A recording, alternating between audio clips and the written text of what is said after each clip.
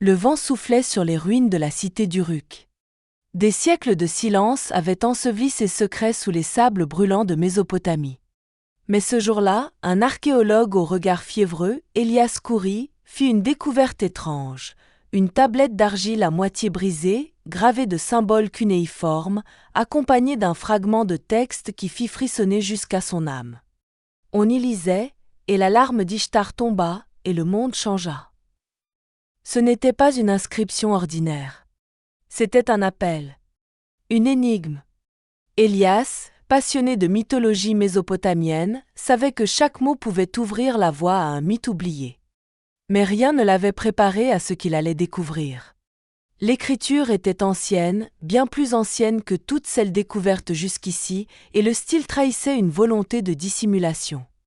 Quelque chose avait été volontairement effacé de l'histoire.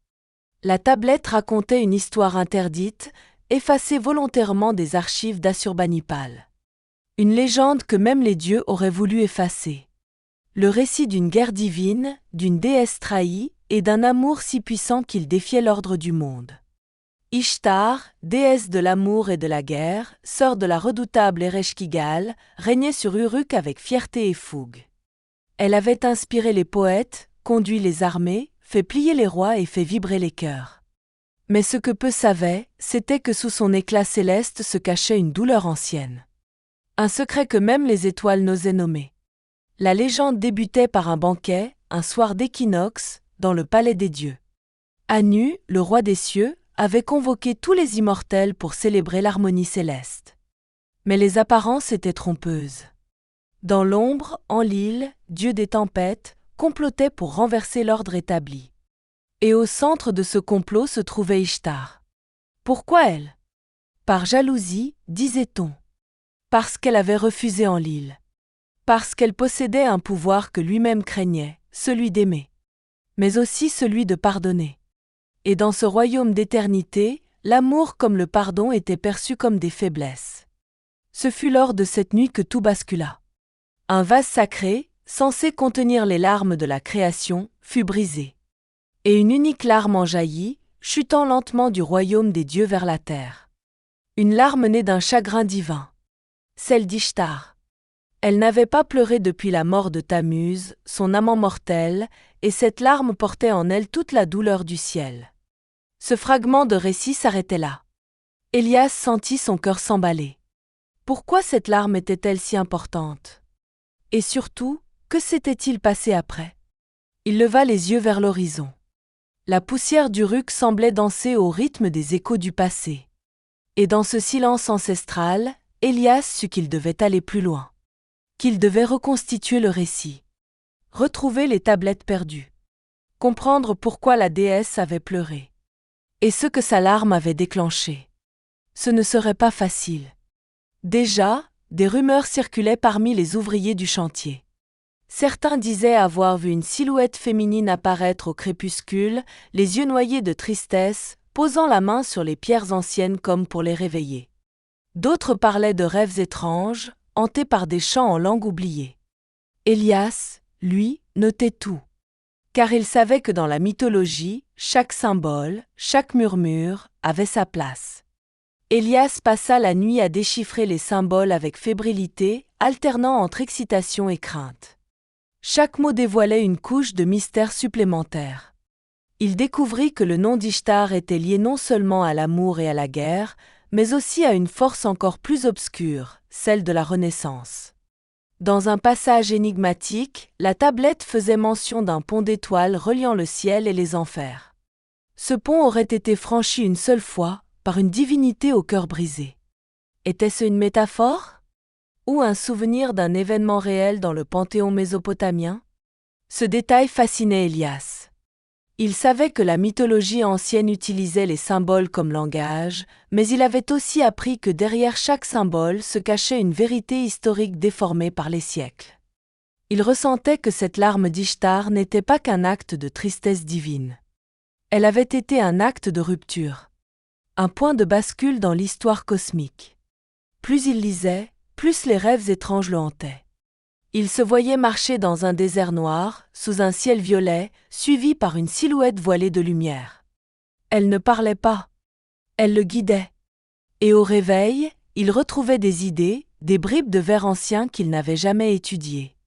Son carnet se remplissait de dessins, de schémas, de phrases décousues.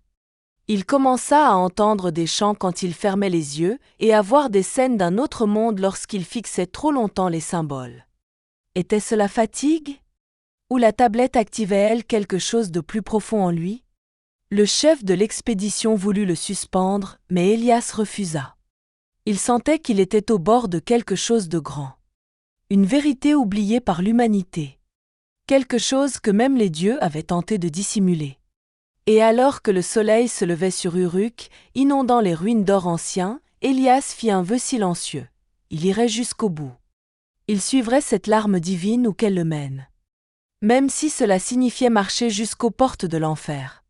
Car ce récit n'était pas seulement celui d'une déesse. C'était celui de tout ce que l'humanité avait oublié. Le prix de l'amour, la force du chagrin et le pouvoir de mémoire. Ce n'était que le début. Ishtar n'était pas comme les autres déesses. Elle était à la fois lumière et ténèbres, passion et destruction. Dans les anciens chants sumériens, elle était célébrée autant pour sa beauté que pour sa fureur. On disait qu'elle pouvait faire fleurir les champs d'un seul regard, ou les réduire en cendres d'un simple murmure. Son culte était partout. À Uruk, on lui avait érigé des temples somptueux où les prêtresses, dans des rituels empreints de mystère, invoquaient son nom pour guérir, séduire, mais aussi punir. Ishtar était celle qu'on aimait autant qu'on craignait. Elle était le cœur palpitant de la vie et le souffle glacé de la guerre. Mais d'où venait-elle réellement? Les récits les plus anciens parlent d'elle comme d'une étoile descendue du ciel, la planète Vénus, symbole de désir et de rébellion. Fille d'Anu, née du chaos des cieux, elle avait défié l'ordre divin dès sa naissance. Elle refusait de se plier à l'autorité des autres dieux, et même Enlil, le puissant, ne parvenait pas à la contenir. Elle avait aimé. Follement. Passionnément. Son plus célèbre amour fut Tammuz, dieu de la végétation et de la fertilité. Leur union faisait danser les saisons, mais leur histoire prit fin brutalement lorsqu'il fut arraché à la vie. Le deuil d'Ishtar faillit anéantir le monde. Et pour le ramener, elle osa ce qu'aucun dieu n'avait tenté, descendre aux enfers. Son voyage dans l'Irkala, le royaume d'Ereshkigal, est l'un des récits les plus puissants de la mythologie mésopotamienne. Elle franchit les 7 portes, abandonnant à chaque passage une part de son pouvoir, de ses vêtements, de sa gloire.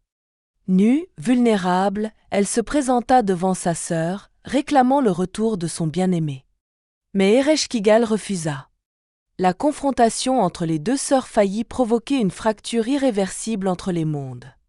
Finalement, Ishtar fut libérée, mais à un prix terrible. Un autre être devait prendre sa place. Le cycle de la vie et de la mort avait été maintenu, mais l'âme d'Ishtar avait changé. Elle n'était plus simplement la déesse flamboyante qu'on priait à l'aube.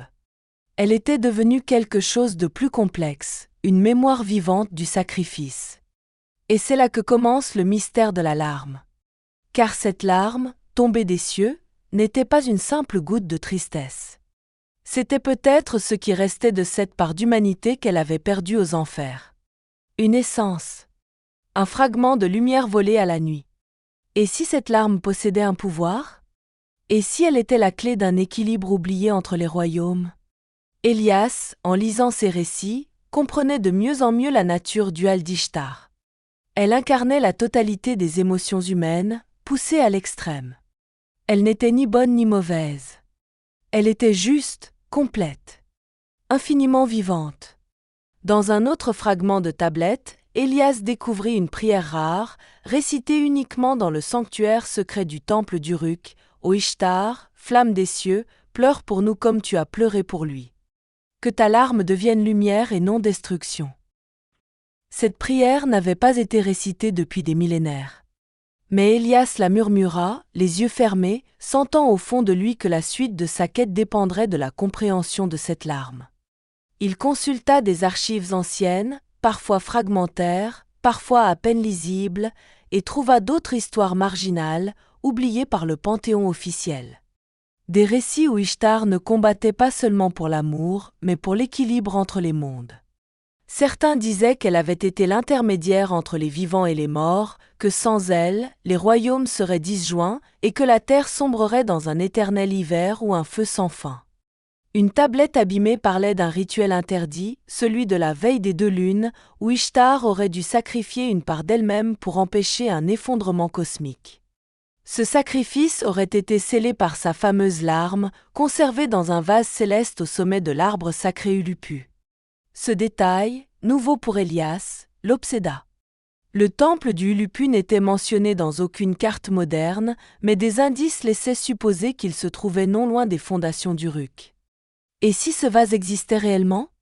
Et s'il avait survécu au siècle? L'idée semblait folle, et pourtant, il avait vu tant d'impossibles se produire. À mesure qu'il explorait l'histoire d'Ishtar, Elias sentait quelque chose changer en lui. Il rêvait d'elle. Pas comme une déesse, mais comme une femme seule, déchirée, contemplant un monde qu'elle avait aimé et détruit à la fois. Elle lui parlait sans voix, à travers des visions cryptiques, des symboles d'étoiles brisées, des chants sans mélodie. Ces visions devenaient si fréquentes qu'il les notait au réveil. Il comprenait qu'il ne lisait plus simplement une histoire, il la vivait. Ishtar n'était plus un mythe figé dans l'argile. Elle s'éveillait à travers lui. Ce lien grandissant entre eux l'effrayait autant qu'il le fascinait. Car s'il pouvait comprendre Ishtar, peut-être pourrait-il comprendre ce qui l'avait poussé à pleurer. Et dans cette compréhension résidait peut-être une vérité qui dépassait les simples hommes. Peut-être que la larme d'Ishtar n'était pas destinée aux dieux, mais à nous. Le ciel était clair ce soir-là, d'un bleu si profond qu'on aurait cru y plonger. Dans les hauteurs du royaume céleste, les dieux s'étaient réunis pour célébrer l'équinoxe. Le palais d'Anu, le plus ancien des cieux, brillait d'une lumière dorée, et les coupes débordaient de nectar sacré. C'était un moment rare où les conflits divins étaient suspendus, où la paix semblait régner entre les étoiles.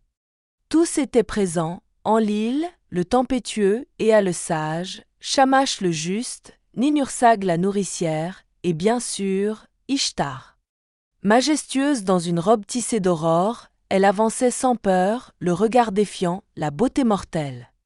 Mais derrière les sourires figés et les accolades diplomatiques, le vent portait une tension invisible. Enlil, assis sur son trône de nuages, observait Ishtar avec des yeux d'orage. Il n'avait pas oublié son humiliation. Et il ne lui pardonnait pas d'être adoré autant que lui. Le banquet se poursuivait, les chants s'élevaient, les harpes célestes vibraient. Pourtant, sous la table des réjouissances, une trahison prenait forme. Des murmures, des regards, des gestes codés. Enlil avait réuni quelques fidèles, des divinités mineures, des oubliés du Panthéon, jaloux de l'éclat d'Ishtar. Ensemble, ils formaient un pacte silencieux, faire tomber la déesse de son piédestal. La première provocation vint sous forme d'un toast. Enlil se leva et déclara « À ceux qui connaissent leur place. À ceux qui ne confondent pas l'amour avec le pouvoir. » Les rires fusèrent, acides. Ishtar ne répondit pas. Son silence fut plus coupant que n'importe quelle réplique. Elle sourit. Un sourire que seuls les immortels pouvaient vraiment craindre. Anu, le roi des cieux, sentit l'équilibre basculer. Il tenta d'apaiser les tensions, mais déjà, un malaise grandissait. Les astres semblaient vaciller. Et alors qu'un serviteur divin apportait le vase sacré des larmes, un objet d'une beauté unique censé ne jamais être touché, Enlil ordonna qu'on le place devant Ishtar. « Tu es la mieux placée pour le garder, » dit-il avec un rictus. « Après tout, tu as l'habitude de verser des larmes. » C'était trop. Les rires cessèrent. Le silence s'épaissit comme une brume. Ishtar s'approcha du vase. Un éclat fragile, translucide, émanait de son centre. Elle le prit dans ses mains. Son regard changea. Elle vit quelque chose. Un souvenir? Une prophétie? Nul ne le sut. Puis, sans un mot, le vase se brisa. Un son aigu, comme une plainte céleste, déchira les cieux. Une seule larme s'échappa, suspendue un instant dans les airs avant de tomber lentement vers la terre. Une goutte de lumière. Un fragment d'âme. Le banquet fut interrompu. Certains dieux crièrent au sacrilège. d'autres à l'accomplissement d'une ancienne prophétie. Anu se leva, furieux, mais impuissant. Il n'y avait plus rien à dire. Ce qui était tombé ne pouvait être rattrapé. Et Ishtar? Ishtar regardait le vide, les poings serrés, le cœur brisé. Elle n'avait pas voulu pleurer. Mais quelque chose en elle avait cédé. Les conséquences furent immédiates. La larme, tombée sur la terre, n'était pas une simple manifestation de douleur divine. Elle portait une énergie brute, incontrôlable. Là où elle atterrit, les terres se fissurèrent, des fleurs inconnues germèrent dans le sable, et les animaux levèrent la tête, comme saisis par une conscience nouvelle. Sur les visages divins, la stupeur se lisait clairement. Certains reculèrent, d'autres avancèrent pour examiner les éclats du vase. Mais Ishtar était déjà partie. Elle avait quitté le banquet sans se retourner, enveloppée dans un silence plus lourd que 1000 tonnerres. Même Anu, d'ordinaire tout-puissant, n'osa pas la retenir. Dans les couloirs célestes, des discussions éclatèrent. Enlil tenta de nier toute responsabilité, jurant qu'il n'avait fait que plaisanter. Mais les murmures s'élevaient, et si cette larme déclenchait un déséquilibre? Et si elle ouvrait une brèche entre les mondes? Certains dieux, plus anciens encore que les Sumériens n'avaient rêvé, sortirent de leur sommeil pour observer cette anomalie. Ishtar, quant à elle, erra seule parmi les étoiles. Elle repensait à Tammuz, à leur amour volé, à la douleur qu'elle avait contenue depuis des millénaires. Elle avait toujours été forte. Toujours défié les règles. Mais cette fois, ce n'était pas de colère qu'elle avait pleuré. C'était de fatigue. D'un épuisement cosmique, celui de devoir incarner l'amour et la guerre, la création et la destruction, sans jamais faiblir. Son esprit vagabondait lorsqu'un éclair de conscience la frappa. Et si cette larme était une clé? Pas une erreur. Pas une faiblesse. Mais une ouverture. Vers un ancien pouvoir. Une réconciliation des forces. Une chance de réparer ce que les dieux avaient brisé. Au même moment, sur terre, dans les profondeurs d'Uruk, Élias lisait la suite d'un vers oublié, et quand la larme touche le sol, la frontière se brise. Les vivants rêvent, les morts se souviennent. Il frissonna. Car s'il comprenait bien, la larme n'avait pas fini de parler. Ce qui avait commencé comme une humiliation divine allait peut-être bouleverser les mondes. Et pour la première fois, les hommes seraient au centre du destin des dieux. La larme d'Ishtar avait été versée. Et désormais, plus rien ne serait comme avant. La larme tomba dans une vallée oubliée, entre les collines arides du sud de Sumer. Aucune cité ne s'y trouvait plus. Aucun temple, aucun homme. Seul le vent y chantait encore le souvenir d'un monde ancien. Et c'est là, dans ce silence sacré, qu'elle pénétra la terre. Les premiers signes apparurent la nuit suivante. Des éclairs centenaires déchirèrent le ciel. Les animaux fuyaient les collines, les rivières changèrent de cours. Au centre de la vallée, une fleur inconnue émergea du sol, immense et luminescente, palpitant au rythme d'un cœur invisible. Mais la beauté n'était qu'un masque. La larme, dotée d'une puissance pure, perturbait l'équilibre des mondes. Ce qui devait rester séparé, le ciel, la terre et les enfers, commençaient à s'entrelacer. Les rêves des hommes changèrent. Les prêtres de Nippur voyaient des visions d'Ishtar les implorant. À Eridu, des enfants parlaient en langue morte. Les morts, eux, restaient agités. Certains jurèrent avoir vu leurs ancêtres marcher dans les champs. La frontière se fissurait. Élias, dans sa tente près d'Uruk, était hanté par une sensation étrange, la larme l'appelait. Chaque nuit, il rêvait de la vallée. Il sentait son emplacement. Il voyait la fleur. Et au cœur de cette vision, une silhouette se dessinait, celle d'Ishtar, agenouillée, les mains tremblantes. Il savait qu'il devait y aller. Mais il n'était pas le seul. Le conseil des dieux s'était réuni. Une fissure cosmique menaçait l'ordre sacré. Enlil proposait de détruire le point d'impact, d'anéantir la vallée et tout ce qu'elle contenait. Mais Anu hésitait. Il sentait que quelque chose de plus profond se jouait. Quelque chose que seul Ishtar pouvait comprendre. La traversée du désert ne fut pas sans épreuve. Le sable semblait changer de texture sous les pas d'Élias, comme si la terre elle-même l'observait. Les vents chuchotaient des mots oubliés. Parfois, il percevait des silhouettes à l'horizon, mais elles disparaissaient dès qu'il clignait des yeux. Fatigue? Hallucination? Ou manifestation de cette réalité distordue que l'alarme avait engendrée? À la frontière de la vallée, Élias fut pris d'une violente migraine. Il tomba à genoux, sa vision brouillée par des images, des hommes qui brûlent, des dieux enchaînés, des portes s'ouvrant sur l'abîme. Mais au milieu de ces visions, une voix douce lui murmura « Approche, car le monde attend ». Lorsqu'il se releva, le paysage avait changé. Il n'y avait plus de désert. Seulement une forêt étrange, née de l'arbre-fleur. Ses feuilles brillaient dans l'obscurité et son tronc semblait gravé de symboles mouvants. Au centre, un cercle de pierres entourait la larme. Elle flottait encore au-dessus du sol, éternellement suspendue, comme si le temps lui-même la refusait. Élias s'en approcha. Son cœur battait si fort qu'il en avait la nausée. Chaque pas semblait jugé par des forces invisibles. Puis il s'arrêta. Devant lui, un mur de chaleur. Une barrière non physique, mais mentale. Il comprit que la larme ne pouvait être atteinte qu'en y croyant. En acceptant ce qu'elle représentait. Dans un dernier élan, il tendit la main et toucha la lumière. Un flot de souvenirs l'envahit. Mais ce n'étaient pas les siens. C'était ceux d'Ishtar. Il revit Tammuz, le regard tendre, la chute dans l'Irkala, la peur de l'oubli, les trahisons, les victoires, la solitude des dieux. Il comprit tout. Chaque douleur divine. Chaque dilemme. Chaque silence. La larme lui parlait. Mais ce contact avait un prix. Élias s'effondra. Inconscient, il rêva d'un tribunal. Les dieux autour de lui, l'observant. Et au centre, Ishtar. « Tu as vu, dit-elle. Tu as compris. Mais sauras-tu porter le poids de notre mémoire ?» Lorsqu'il se réveilla, il n'était plus le même. La larme avait laissé une marque sur sa peau.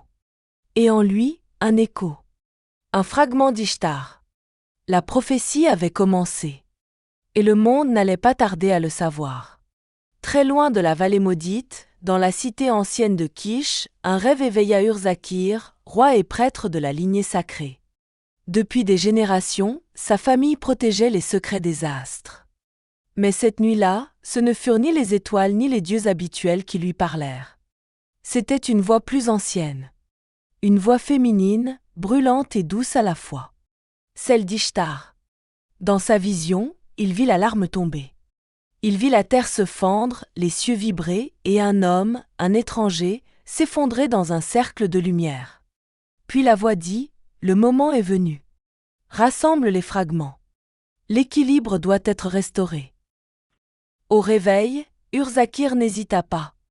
Il convoqua les sages, ouvrit les archives interdites et ordonna que les temples les plus anciens soient rouverts. Il savait que le monde entrait dans un temps d'épreuve et que sa place n'était plus sur un trône, mais sur la route. Car le roi prêtre avait une mission, retrouver celui qui avait touché la larme. Élias. Mais Kish n'était plus seul. D'autres cités recevaient aussi des signes. À Larsa, un oracle se mit à parler en akkadien antique. À Mari, une statue pleura du sang. Le monde entier semblait répondre à l'éveil de la larme. Les dieux, muets pendant des siècles, semblaient revenir. Mais pas avec des promesses. Avec des avertissements. Urzakir partit avec un groupe restreint de prêtres et de scribes. En chemin, il rencontra des caravanes troublées, des enfants en transe, des vieillards récitant des prophéties perdues. La terre parlait. Le ciel écrivait. Le silence des anciens se rompait. Après plusieurs jours, ils arrivèrent près d'Uruk. Mais la ville n'était plus comme avant. Les habitants se taisaient. Les ombres semblaient plus longues. Et au centre du camp d'archéologues abandonnés, il trouva Élias. Encore faible, marqué par son contact avec la larme, Élias fut d'abord méfiant. Mais en regardant dans les yeux du roi prêtre, il comprit. Ils avaient vu la même chose. Rêvaient la même voix. Portaient le même fardeau. Urzakir prit le temps d'observer Élias. Dans ses gestes tremblants, dans ses silences, il reconnaissait les marques du destin. Il avait vu cela une fois, dans son enfance, lorsqu'un ancien avait été choisi pour devenir l'interprète des astres. Mais chez Élias, c'était différent. Il n'avait pas été choisi. Il avait été touché, transformé. Élias, de son côté, fut surpris par la profondeur du regard du roi prêtre. Il n'y avait pas de jugement, seulement une inquiétude sincère. Il comprit qu'il n'était plus seul, qu'une force ancienne tissait un lien entre deux, les plaçant sur la même ligne invisible entre les dieux et les hommes. Durant 3 jours, ils échangèrent. Élias raconta tout, ses découvertes, ses rêves, son contact avec l'alarme. Urzakir, lui, partagea des récits oubliés, des chants interdits et une carte sacrée, transmise de génération en génération, indiquant les lieux des 7 fragments. Ces fragments, expliqua-t-il, n'étaient pas physiques. Ils étaient des reflets, de souvenirs, de vérités, de douleurs anciennes. Ils apparaissaient sous forme de lieux, de personnes, de symboles. Et chacun détenait une part du pouvoir originel d'Ishtar. Mais aussi une part de corruption, car le pouvoir brut attire autant les ténèbres que la lumière. Le premier fragment, selon les anciennes chroniques, devait apparaître dans la cité de bronze, un lieu perdu dans le désert. On disait que cette cité apparaissait seulement à ceux qui portaient la marque. Élias la portait maintenant. Il était leur clé. Mais avant de partir, Urzakir demanda un rituel. Dans le silence du temple improvisé, les 2 hommes prièrent ensemble. Ce ne fut pas une prière classique. C'était une invocation. Une demande adressée non pas aux dieux, mais à la mémoire d'Ishtar elle-même. Et au cœur de ce moment sacré, une lumière apparut. Faible, douce. Une étoile filante. Un signe. Ils étaient sur la bonne voie. Le lendemain, ils rassemblèrent provisions, cartes, textes, et prirent la route vers la légendaire cité de bronze. Derrière eux, Uruk s'éveillait lentement à sa propre mémoire. Et devant eux, un monde bien plus ancien que les dieux les attendait. Le monde des fragments. Le monde de la vérité nue. Et ils allaient devoir l'affronter. La route vers la cité de bronze les mena d'abord à l'orée du désert noir, mais ce fut un détour étrange qui les projeta vers un tout autre destin. Une nuit, Élias fut pris d'un rêve plus intense que tous les autres. Une voix, impérieuse et grave, lui ordonna de descendre. Il se réveilla en sueur. Urzakir, déjà debout, semblait l'attendre. « Tu l'as entendu » demanda-t-il. Élias acquiesça. Ils n'allèrent pas à la cité de bronze. Ils prirent le chemin d'un autre lieu, oublié de tous, effacé des cartes, Irkala, le royaume des morts. Car s'ils voulaient comprendre l'alarme, ils devaient comprendre la douleur d'Ishtar. Et pour cela, ils devaient traverser ce qu'elle avait traversé. Guidés par un ancien rituel, ils trouvèrent l'entrée d'Irkala. Une faille entre 2 falaises, gardée par des vents glacés et une odeur de myrrhe et de poussière. Un murmure constant emplissait l'air. La porte semblait attendre. Ils entrèrent. À chaque porte qu'ils franchissaient, ils perdaient quelque chose. La première leur prit leurs armes. La deuxième, leurs souvenirs les plus heureux. La troisième, leur nom. La quatrième, leur notion du temps. La cinquième, leur image d'eux-mêmes. La sixième, leur désir. Et la septième les mit face à eux-mêmes. Élias vit une version de lui, froide, distante, guidée par l'orgueil. Urzakir vit son père, mort depuis longtemps, le jugeant du regard. Ils durent affronter ces illusions, les traverser, accepter leur vulnérabilité. Puis ils arrivèrent devant un miroir d'obsidienne. Là, une voix résonna. « Pourquoi cherchez-vous l'alarme, mortels ? Elle n'est pas pour vous. Elle appartient à celles qui ont souffert, pas à ceux qui observent. » Élias répondit sans hésiter. « Je ne cherche pas l'alarme. Je cherche ce qu'elle veut dire. » Un silence s'installa. Et le miroir se brisa. Derrière, un hall immense, vide, éclairé par une lumière bleue. Ereshkigal les attendait. Sombre, impassible, majestueuse. « Vous avez osé revenir ici, dit-elle. Vous, enfant du souffle. Mais il vous reste à apprendre ce que pleurer veut dire. Elle tendit la main. Une larme, noire cette fois, se forma au creux de sa paume. Voici la vérité d'en bas. Si vous la portez, vous porterez le poids de tous ceux qu'on a oubliés. Ils acceptèrent. Et les portes d'Irkala se refermèrent derrière eux. Ils portaient maintenant cette larme noire dans une urne scellée d'argile.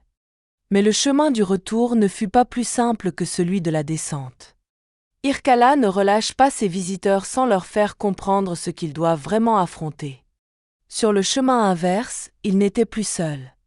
Des silhouettes les observaient, des âmes errantes, des souvenirs de vie passée, des regrets matérialisés. Elias reconnut un enfant qu'il avait vu mourir lors d'un conflit oublié. Urzakir croisa le regard d'une amante sacrifiée sur l'autel des rites. Chaque pas dans ce royaume était une confrontation. Pas contre des monstres extérieurs, mais contre les vérités intérieures que les hommes refusent d'affronter. Elias se sentit plus vulnérable que jamais. Il comprenait mieux pourquoi Ishtar avait dû tout abandonner en franchissant ses portes. Le pouvoir n'ouvre rien à Irkala. Seule l'acceptation y déverrouille les chemins. Puis, alors qu'ils atteignaient la sortie, une dernière épreuve se présenta, une vision du futur. Elias vit un monde dévasté par le feu céleste, des cités brûlées, les hommes fuyant les étoiles.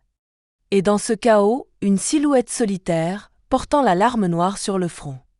Urzakir vit le trône de Kish effondré, la foi des hommes éteinte, et le nom d'Ishtar effacé de toutes les mémoires. Il comprit que l'oubli était la pire des morts. Mais au lieu de reculer, ils avancèrent. Et enfin, l'air du monde des vivants leur caressa le visage. Le soleil les éblouit. Mais en eux, quelque chose avait changé. Ils n'étaient plus seulement Elias et Urzakir. Ils étaient devenus les porteurs d'une vérité ancienne, d'un fragment de chagrin éternel. Ils prirent un moment pour se reposer, assis sur une pierre chaude, contemplant le désert devant eux. Aucun mot ne fut échangé. Le silence parlait pour eux. Puis Elias dit simplement « Elle a souffert plus que nous ne pourrons jamais comprendre. » Urzakir hocha la tête. Et pourtant, elle n'a jamais cessé d'aimer. Ils reprirent la route. Avec eux, la larme noire. Et derrière eux, Irkala, refermé, mais éveillé. Le monde, lui, n'avait aucune idée de ce qui s'annonçait. Ils avaient quitté Irkala, mais une partie d'eux y était restée. Tandis qu'ils marchaient vers l'est, vers les plaines sacrées dans l'île, le poids de la larme noire se faisait sentir. Elle brûlait à l'intérieur de l'urne comme si une mémoire y remuait. Une nuit, autour du feu, Elias sentit la douleur revenir. Pas une douleur physique, mais celle d'un souvenir volé. Il revit Ishtar et vit Ereshkigal. Les deux sœurs, jadis unies, séparées par un choix. Ce n'était pas seulement la guerre, ni l'amour perdu. C'était une trahison plus ancienne. Une vérité que même les tablettes n'avaient pas osé graver. Ereshkigal n'avait pas toujours été la reine des morts. Autrefois, elle était la gardienne de l'équilibre. C'est elle qui protégeait le pont entre les mondes.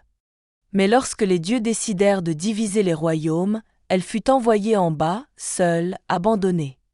Et Ishtar, sa sœur, resta au-dessus. Elias comprenait maintenant. La jalousie d'Ereshkigal n'était pas cruelle. Elle était fondée. Elle n'avait pas été oubliée. Elle avait été sacrifiée. Alors, dans le silence du désert, il ouvrit l'urne. Et la larme noire monta dans l'air, tourbillonnante, comme guidée. Elle forma une silhouette. Celle d'Ereshkigal. Elle parla. Non avec une voix, mais avec des images. Des souvenirs. Des regrets.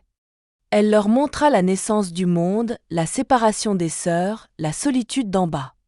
Elle leur montra aussi la larme d'Ishtar, non comme un acte de faiblesse, mais comme un message. Un appel au pardon. Urzakir tomba à genoux. Elias, lui, se tint droit. « Tu ne veux pas te venger, n'est-ce pas? Tu veux qu'on se souvienne. » La silhouette acquiesça. Puis elle disparut. Ils refermèrent l'urne. Elle ne brûlait plus. Elle était apaisée. La vérité avait été dite. Le lendemain, ils poursuivirent leur route, plus silencieux que jamais. Ce qu'ils avaient vu ou ressenti n'était pas un simple souvenir d'outre-monde. C'était une blessure vivante. L'histoire d'Ereshkigal n'était pas une légende parallèle à celle d'Ishtar. C'était le même récit, vu sous un autre angle. L'histoire d'un oubli qui dévore. Alors qu'il marchait, Élias se mit à réciter, sans même en avoir conscience, un chant antique. Ce n'était pas une prière, mais une lamentation. Elle qui fut gardienne, elle qui fut sœur, fut scellée. Non pour ses fautes, mais pour leur peur. Urzakir le reconnut. C'était un fragment du livre des ombres, un texte interdit qu'aucun homme n'avait osé réciter depuis l'époque prédynastique. Ils s'arrêtèrent dans une caverne, cherchant refuge pour la nuit. Là, dans l'obscurité, ils allumèrent un feu. Et Élias raconta son rêve. Il avait vu Ereshkigal s'agenouiller devant Ishtar, non pour demander pardon, mais pour lui tendre la main. Et Ishtar, les yeux en larmes, l'avait refusé. Ce rêve n'était pas une fiction. C'était un souvenir. Une mémoire transmise par la larme noire. Urzakir parla à son tour. Il raconta les anciens rituels de Kish, ceux qui avaient été effacés par les prêtres de l'ordre solaire. Il raconta l'existence d'un 8e fragment, oublié même des dieux, le fragment du souvenir volé. Et soudain, ils comprirent. Ce fragment, c'était Ereshkigal elle-même. La larme noire ne contenait pas que de la douleur. Elle contenait une conscience, une justice. Elle appelait non à la vengeance, mais à la réintégration. Ce n'était pas Ishtar seule qu'il fallait sauver, mais l'unité qu'elle formait jadis avec sa sœur. Mais cette unité faisait peur. À Enlil, à ceux qui gouvernaient par la division. Car si les hommes se souvenaient de ce lien perdu, si les dieux se rappelaient qu'ils avaient trahi l'équilibre, alors les royaumes ne pourraient plus rester séparés. Et c'est ce que redoutaient les anciens. Une pluie fine commença à tomber sur le désert. Une pluie noire. Comme si le ciel pleurait des cendres. Ils savaient maintenant. Ils avaient vu la vérité. Et celle-ci ne pouvait plus être oubliée. Le dernier acte approchait. Alors que la pluie noire cessait, une clarté étrange se leva à l'est. Pas celle du soleil, mais une lumière douce, ancienne, qui semblait naître du sol lui-même. Élias et Urzakir atteignirent une plaine qu'aucune carte ne nommait. Là, au centre, un cercle de pierre s'ouvrait et une colonne de lumière s'en élevait, stable, vibrante, comme un souffle divin retenu trop longtemps. Ils savaient que c'était là. Le cœur de la mémoire. Le lieu où la larme d'Ishtar devait être réunifiée. En s'approchant, Élias sentit la lumière pulser avec son cœur. Il portait en lui l'écho d'Ishtar. Chaque pas vers le centre était une confession. Il vit, dans la lumière, ses fautes, ses doutes, ses blessures. Il ne fuyait pas. Il avançait. Urzakir, lui, récita des paroles antiques, celles que seuls les prêtres de l'équilibre connaissaient. Il parlait pour les dieux, mais aussi pour les hommes. Pour Ereshkigal et Ishtar. Pour les mondes séparés. Et soudain, la lumière s'élargit. Du ciel descendit une forme. Pas un corps. Une présence. Celle d'Ishtar. Sa silhouette de lumière approcha Élias. Elle ne parlait pas. Mais ses yeux disaient tout. Elle n'était ni colère, ni vengeance. Elle était paix. Élias tendit l'urne contenant la larme noire. La lumière l'enveloppa. Et, dans un éclat silencieux, la larme disparut. Mais son pouvoir se diffusa dans la terre, dans le vent, dans chaque atome. Une onde invisible parcourut le monde. Les frontières s'estompèrent. Les enfants rêvèrent de cités anciennes. Les morts furent vus dans les reflets de l'eau. Les prières oubliées revinrent aux lèvres des vieillards. Un nouvel âge commençait. Ishtar disparut lentement. Mais son regard restait en Élias. Il comprit que son rôle n'était pas fini. Il devait raconter, préserver, rappeler aux hommes qu'ils étaient les fils des étoiles et des mémoires. La lumière se retira. Mais le monde, lui, n'était plus le même. Urzakir, bouleversé, s'agenouilla. Il comprenait que la prêtrise, telle qu'il l'avait connue, touchait à sa fin. Le culte des dieux n'était plus une question de rituels imposés, mais de mémoire réconciliée. Les anciens temples ne seraient plus des lieux de pouvoir, mais des sanctuaires de transmission. Élias, lui, se sentit vidé, puis empli d'un calme étrange. Il se tenait au centre du cercle de pierre, mais il se savait observé. Pas par des hommes. Par les plans eux-mêmes. Le monde le testait. Il devait choisir, revenir à l'oubli ou porter la mémoire jusqu'au bout. Et il choisit. Il prit les fragments des tablettes qu'il avait transportés depuis Uruk. Il les déposa au sol, dans l'ordre des révélations. Puis il grava, à la pointe d'un silex noir, les derniers vers qu'il avait entendus en rêve. Ce qui fut séparé est redevenu un. Ce qui fut tu sera chanté. La lumière trembla. Une spirale s'éleva. Les mots gravés s'enflammèrent un instant, puis devinrent cendres. Mais dans cette cendre, une forme nouvelle, une graine. Urzakir la prit dans ses mains. « Elle contient le futur, murmura-t-il. Il faudra la planter. Là où la mémoire renaîtra. » Et alors, ils comprirent. La quête n'avait pas été de trouver un artefact, mais de préparer une naissance. Un monde nouveau, issu de la mémoire des fautes et de la lumière du pardon. Le vent souffla, différent. Plus doux.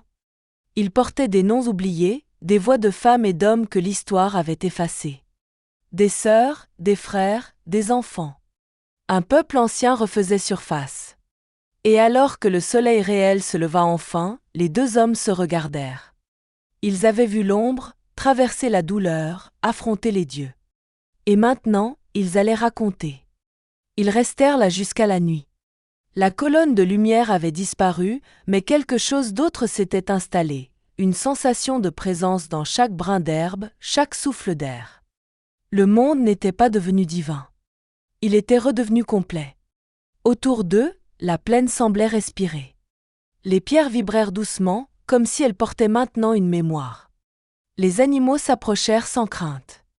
Des oiseaux aux ailes de feu se posèrent sur les branches nées dans la nuit. La nature, elle aussi, avait été témoin. Élias grava sur un parchemin ce qu'il avait vu. Non comme un mythe, mais comme une chronique. Il savait que les générations futures oublieraient encore. Mais si ce texte survivait, alors un jour, quelqu'un relirait. Comprendrait. Reviendrait. Urzakir décida de retourner à Kish. Pas pour régner, mais pour transmettre. Il ne serait plus roi. Il serait gardien. Celui qui veille à ce que l'histoire soit dite sans peur, même si elle dérange. Il dit à Élias. Un monde ne change que si ses enfants savent d'où ils viennent. Et à quoi ils doivent veiller. Avant de se séparer, ils enterrèrent la graine. À l'endroit exact où la larme noire avait été purifiée. Élias y plaça une pierre, sans inscription. Elle parlera à ceux qui sauront voir, dit-il. Puis il prit la route, seul, vers les ruines d'Uruk. Là où tout avait commencé. Car chaque fin n'est qu'un début. Et chaque lumière n'existe que parce qu'elle a traversé l'obscurité. Et Ishtar, même disparue, continuait de veiller. Car tant que la mémoire survit, les dieux, eux, ne meurent jamais. Les anciens dieux s'étaient tus depuis longtemps, mais la lumière libérée par Élias et Urzakir avait réveillé plus que des mémoires. Elle avait brisé un sceau invisible. Dans les hauteurs du firmament, une convocation silencieuse résonna. Le conseil des immortels devait se réunir. Dans un espace hors du temps, sur un cercle d'onyx suspendu dans les terres, les dieux majeurs prirent place. Anu, le roi silencieux, au centre. À sa droite, Enlil, le maître des vents, l'œil chargé de tempête. À sa gauche, Ea, porteur de savoir, penché sur des tablettes d'eau mouvante. Ils n'avaient pas parlé ensemble depuis des millénaires. Mais aujourd'hui, ils devaient juger. La larme d'Ishtar avait été relâchée. Les mondes s'étaient effleurés. Et les mortels avaient franchi les frontières sacrées. Ishtar apparut enfin. Non pas en lumière, mais sous une forme humaine. Ses pieds nus touchaient l'onyx. Elle ne plia pas le genou. Son regard défiait tous les trônes. « Ce n'est pas moi qui ai brisé l'ordre, dit-elle. C'est l'ordre qui a oublié le cœur. » Un silence glacial suivit. Puis Enlil se leva. « Tu as failli, sœur. Tu as mêlé le sacré au profane. Tu as partagé notre essence avec les mortels. Tu as défié la séparation. Mais Ea s'interposa. Peut-être fallait-il que cela soit fait. Peut-être que la séparation n'était qu'un oubli commode. Anu regarda Ishtar. Et que demandes-tu? Elle répondit simplement, rien. Je suis venue écouter. Mais ce sont les hommes qui doivent choisir. À travers le lien tissé par la larme, Élias sentit sa conscience s'élever. Il ne vit pas les dieux, mais il les ressentit. Chaque nom prononcé, chaque regard divin, vibrait en lui. Et alors, il comprit que le jugement divin n'était pas une condamnation. C'était une mise à l'épreuve. Il prit une plume et grava, dans la terre, un message. Une réponse. Les dieux ont offert la vie. Mais ils ont aussi imposé l'oubli. Nous avons erré, c'est vrai. Mais nous avons aussi cherché. Et parfois, en cherchant, nous avons aimé. Anu sentit les mots vibrer dans l'espace sacré. Nous avons bâti des temples, puis nous les avons oubliés. Nous avons chanté vos noms, puis nous les avons remplacés. Mais ce n'est pas le souvenir qui nous rend dignes. C'est ce que nous faisons lorsqu'on nous rappelle. Ea se tourna vers Anu. Il a raison. Les hommes ne sont pas parfaits. Mais ils ont écouté. Ils ont ressenti. Et ils n'ont pas fui. Enlil, furieux, martela le sol. Cela n'efface pas la trahison. Le pacte des séparations était clair. Ishtar leva la main. Et moi, j'ai pleuré. J'ai donné. J'ai traversé Irkala pour l'amour. Aucun d'entre vous ne l'a fait. Vous avez puni par peur. J'ai aimé par mémoire. Un silence déchira les terres. Puis Anu se leva. Lentement. Le monde change. Et nous aussi. Il tendit la main vers Ishtar. Et pour la première fois depuis l'origine, les dieux s'inclinèrent non devant une puissance, mais devant une douleur acceptée. Le jugement est rendu. Non par nous, mais par l'acte accompli. Et dans la plaine, Élias ressentit une chaleur. Une étoile nouvelle venait de naître dans le ciel. Le destin, désormais, appartenait aux hommes. Et les dieux, eux, allaient apprendre à écouter. Le calme s'était installé sur la plaine. Mais dans le cœur d'Élias, une dernière résonance persistait. Une mémoire enfouie, plus intime que toutes les autres. Il comprenait maintenant, il ne portait pas seulement l'écho d'Ishtar. Il était le réceptacle d'un dernier fragment. Celui qu'aucun dieu n'avait reconnu. La larme oubliée. Celle des hommes. Dans les jours qui suivirent, il retourna seul à Uruk. Les ruines l'accueillirent en silence. Le sable avait recouvert les traces de ses pas. Les piliers s'étaient effondrés. Mais au centre du site, une petite pierre brillait encore. Celle qu'il avait laissée. Celle où il avait gravé la mémoire d'Ereshkigal. Il s'assit et ferma les yeux. Et il pleura. Pas une larme divine. Pas une larme de prophète. Une larme humaine. Simple, nue, portée par la douleur et la beauté de tout ce qu'il avait traversé. Cette larme toucha le sol. Et dans un frisson presque imperceptible, la terre vibra. Au loin, une fleur naquit entre deux pierres. La dernière larme était tombée. Elle n'ouvrait aucun portail. Elle n'invoquait aucun pouvoir. Mais elle disait ceci, j'ai vu. J'ai compris. J'ai aimé. Et c'est ainsi que finit l'histoire. Non dans le tumulte des dieux, mais dans le silence d'un homme qui se souvient. Élias resta là, assis des heures, peut-être des jours. Le vent caressait doucement les colonnes brisées, les inscriptions antiques, les ombres anciennes. Il ressentait la présence des générations disparues. Celles qui avaient aimé, combattu, construit et été oubliées. Il n'était pas un héros. Il était un témoin. Des villageois venus des terres voisines, curieux de cette lumière ancienne, commencèrent à approcher. Ils trouvèrent Élias au centre d'Uruk, immobile, les mains posées sur la terre. Ils ne comprenaient pas ce qu'ils voyaient. Mais ils ressentaient que quelque chose avait changé. Parmi eux, une enfant s'approcha. Elle toucha la pierre brillante. Et dans ses yeux se refléta un souvenir qui n'était pas le sien. Une danse sous les étoiles, une prière chantée, un nom murmuré, Ishtar. Élias lui sourit. Il lui tendit un fragment de tablette. Garde cela. Un jour, tu comprendras. Puis il grava les derniers mots de son voyage sur une dalle ancienne. Il n'y a pas de fin. Il n'y a que des mémoires. Au fil des mois, un nouveau cercle se forma autour de lui. Des conteurs, des guérisseurs, des chercheurs de vérité. Uruk renaissait, non comme cité, mais comme lieu de mémoire vivante. La larme tombée ce jour-là ne fit pas trembler les cieux. Mais elle fit renaître la terre. Et dans le silence de la nuit, quand Élias fermait les yeux, il entendait encore une voix. Pas celle d'un dieu, mais celle d'une sœur. Une femme. Une mémoire. Ishtar. Elle ne disait rien. Mais elle veillait. Le monde n'avait pas besoin de miracles. Il avait besoin de récits vrais. De douleurs dites. D'amour transmis. Et la larme, enfouie dans le sol d'Uruk, brillait encore doucement. Car tant qu'un seul cœur se souvient, rien n'est perdu.